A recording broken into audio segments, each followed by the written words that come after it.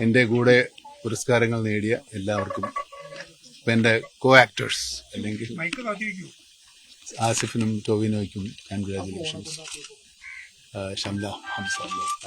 ഷംല ഹംസയ്ക്ക്, പിന്നെ നമ്മുടെ സിദ്ധാർത്ഥ് ഭരതൻ, പിന്നെ അത് മഞ്ഞുമൽ ടീംസ് അല്ലേ. അതിന് ആക്ടർക്ക് അവാർഡ് ഉണ്ട്. ആക്ടർക്ക് അവാർഡ് ഉണ്ട്.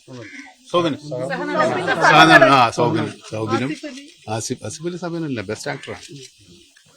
സൗബിനും എല്ലാവർക്കും, പിന്നെ നമ്മുടെ പടത്തിന് റോണക്സിനുണ്ട്, മ്യൂസിക് ഡയറക്ടറുണ്ട്. അങ്ങനെ എല്ലാവർക്കും അഭിനന്ദനങ്ങൾ. അമൽ നീരദ് ടീമിന് അഭിനന്ദനങ്ങൾ, മഞ്ഞുമൽ ബോയ്സ് ടീമിന് അഭിനന്ദനങ്ങൾ. എല്ലാവർക്കും അവാർഡ് കിട്ടിയവർക്ക് എല്ലാവർക്കും അഭിനന്ദനങ്ങൾ, കിട്ടാത്തവർക്ക് അടുത്ത പ്രാവശ്യം കിട്ടും. ഓക്കെ.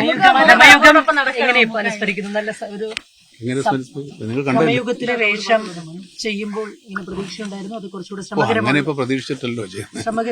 വേഷം ഇതൊക്കെ സംഭവിക്കുന്നതാണ്. Thank you. നമുക്ക് വൈവിധ്യമാർന്ന വേഷങ്ങൾ ചെയ്തിട്ടുള്ള ഒരാളാണ്.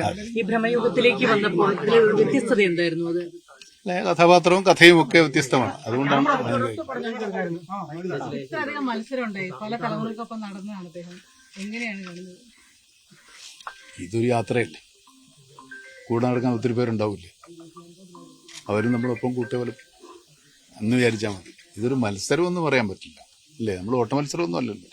പുതുതലമുറയാണ് ഇത്തവണ അവാർഡ് മുഴുവൻ കൊണ്ടുപോയിരിക്കുന്നത്. ഞാനെന്താ പഴയതാണോ? ഞാനും ഈ തലമുറപ്പെട്ട ആളല്ലേ.